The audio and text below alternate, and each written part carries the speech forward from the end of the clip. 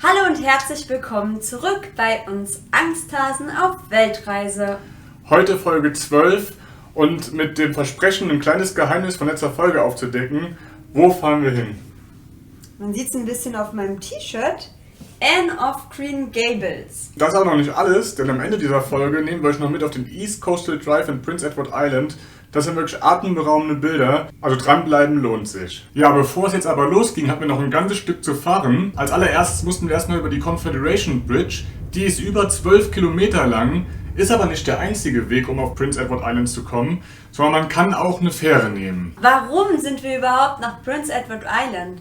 Das liegt daran, dass Alex und ich Fans sind von Anne of Green Gables. 1908 hat Lucy Montgomery die Bücher von Anne angefangen. Sie geht um ein Waisenmädchen, was abgeholt wird, sollte eigentlich ein Junge sein. Das heißt, die Familie hat das falsche Kind bekommen. Ja, und darum dreht die Geschichte. Wir haben uns auch noch die gleichnamige Serie Anne with an E auf Netflix angeschaut und fanden die auch total super. Wir können aber bis heute nicht so ganz verstehen, warum die irgendwie mittendrin abgesetzt wurde. Vielleicht gibt es ja von euch auch da draußen ein paar Fans, die ja genauso schockiert sind oder aber auch denen wir das Interesse geweckt haben. Lasst es uns wissen, wir würden uns freuen, schreibt es uns in die Kommentare. Ja, die Schriftstellerin Montgomery hat sich ihre Inspiration auf dem Grundstück ihres Onkels genommen. Tatsächlich ist sie in Prince Edward Island aufgewachsen und war einfach fasziniert von der Schönheit der Natur und den Gebäuden drumherum. Dabei müsst ihr wissen, dass die Anne eine fiktive Figur ist. Das heißt, dieses Mädchen hat es nicht gegeben, aber sie ist aus der Inspiration von diesem Ort entstanden. Ja, das ist ein sehr, sehr großes Anwesen, wo sich dieses Museum befindet. Und Fans finden dort auch die berühmten Pfade aus dem gleichnamigen Buch, nämlich die Haunted Woods und auch die Lovers Lane. Diese werden in den Büchern als besonders romantisch dargestellt. Leider ist diese romantische Atmosphäre jetzt leider verloren gegangen, denn, wenn ihr euch erinnern könnt, in Folge 7 haben wir euch von dem Hurricane Fiona erzählt, der herangenaht ist. Damals waren wir noch auf Isla Mujeres. Der ist dann abgedriftet und ist direkt auf Prince Edward Island zugesteuert und hat dort für enorme Verwüstungen gesorgt, die wir jetzt hier auch überall beobachten können. Das heißt, diese wunderschönen Bäume, Tannen und Pfade, die da durchgeführt haben, stehen jetzt nicht mehr so da wie vorher. Auf diesem großen Anwesen sieht man aber noch weitere Dinge. Ja, das große Highlight zum Beispiel ist das Farmhaus, was als die hauptsächliche Inspiration gedient hat. Da könnt ihr durchlaufen und könnt euch alle Requisiten im Inneren anschauen. Ja, und was wir genau alles vor Ort erlebt haben, das zeigen wir euch jetzt in dem Zusammenschnitt. Wir sind jetzt hier bei Anne mit den roten Haaren, Anne von Green Gables. Wir schauen uns heute mal das Museum an. Ich hoffe, wir sehen nicht zu zerknaust aus, weil wir haben heute die zweite Nacht im Auto verbracht und noch keinen Spiegel gesehen.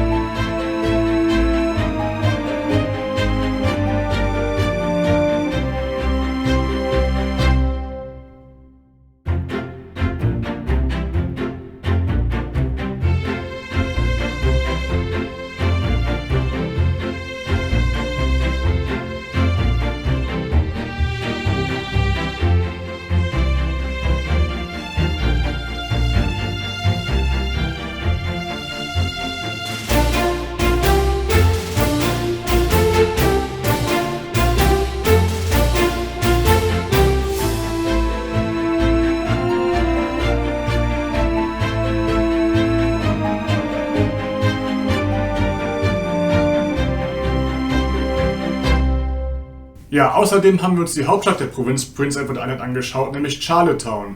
In Charlottetown, da gibt es einen riesen Anleger für Kreuzfahrtschiffe und außerdem könnt ihr vor Ort in den Einkaufsstraßen super shoppen gehen. Wenn ihr essen gehen wollt, gibt es vor Ort natürlich leckere Restaurants und am Abend könnt ihr auch in Bars gehen. Ja, und dann noch eine kleine Empfehlung von uns. Dort gibt es eine lokale Eisdiele die mit sehr interessanten Variationen lockt. Ja, dann hatten wir euch ja auch schon in der letzten Folge mitgeteilt, dass wir begonnen haben, im Auto zu schlafen. Und zwar aus dem Grund, weil Kanada für uns beide doch teurer als gedacht geworden ist. Ja, dann haben wir doch den einen oder anderen Ausflug ins Schwimmbad unternommen. Zum Beispiel in die St. Dunstan's University, da ist direkt ein Schwimmbad innen drin, weil da auch verschiedene Sportclubs aktiv sind. Außerdem gibt es da drin auch eine Eiskunstbahn, in der man Schlittschuh laufen kann. Im Anschluss sind wir dann auf den East Coastal Drive gefahren. Das ist sozusagen ein Rundweg, der mit dem Auto befahrbar ist und der entlang zahlreicher Strände und Aussichtspunkte führt. Und wir zeigen euch nun den East Coastal Drive durch unsere Augen.